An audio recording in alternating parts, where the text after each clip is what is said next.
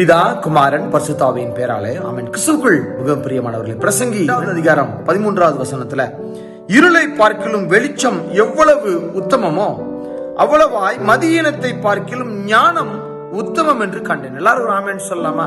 ஆமென். ஆம், கிறிஸ்துவுக்குள் மிகவும் பிரியமானவர்களே, இருள் வெளிச்சம், மதியீனம் ஞானம். மதியீனம் இருளுக்கு ஒப்பாக இருக்கிறது, வெளிச்சம் ஞானமாக இருக்கிறது. ஆதியிலே ஆண்டவர் உலகத்தை முதலாக படைக்கின்ற பொழுது பூமியானது ஒழுங்கின்மையாக ஆழத்தின் மேல் இருள் இருந்தது என்று சொல்லி நாம் வாசிக்கிறோம். தேவன் வெளிச்சம் உண்டாக கடவது என்று சொல்லி கட்டளையிட்ட உடனே வெளிச்சம் உண்டானது. அதை தேவன் நல்லதை கண்டார். அதே போல புதிய ஏற்பாட்டுல இருளில் நடக்கிற ஜனங்கள் பெரிய வெளிச்சத்தை கண்டார்கள். ஆம், இருளிலே பாவ வாழ்க்கையிலே வாழ்ந்து கொண்டிருந்த நாம் ஆண்டவராகிய இயேசு கிறிஸ்து பிறந்ததினாலே நாம் வெளிச்சத்தின் பிள்ளைகளாக நாம் மாற்றப்பட்டோம். இருளையும் வெளிச்சத்தையும் வெவ்வேறாக பிரித்தார் என்று சொல்லி நாம் பார்க்கிறோம். அதுபோல தாங்க மதியனமும் ஞானமும். ஞானத்தோடு நடக்கின்ற பிள்ளைகள் அவர்கள் வெளிச்சத்தின் பிள்ளைகளாக இருக்கிறார்கள். மதியனமாய் நடக்கிறவர்கள் இருளின் அதிபதியான சாத்தானுக்கு அவர்கள் பங்காளிகளாக இருக்கிறார்கள். மதியினம் என்னிடம் இருந்தால் நான் இருளின் பிள்ளையாக இருப்பேன். இன்றைக்கும் உலகத்துல இருள், இன்றைக்கும் ஒரு உலகம் இயங்கிக் கொண்டுதான் இருக்கிறது.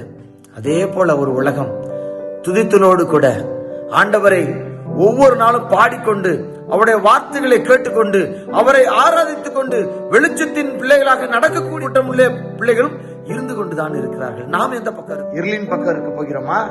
இல்லை என்று சொன்னால் வெளிச்சத்தின் பிள்ளையாக நான் ஆண்டவருடைய பக்கத்துல நான் இருக்க போகிறேனா? துதித்தலோடு கூட ஆண்டவரை புகழ்ந்து கொண்டு ஆண்டவருடைய சத்திய வார்த்தையை நாம் கேட்டுக்கொண்டு அவர் பக்கத்தில் நாம் இருக்கின்ற பொழுது வெளிச்சத்தின் பிள்ளைகளாக நடக்கிறோம்.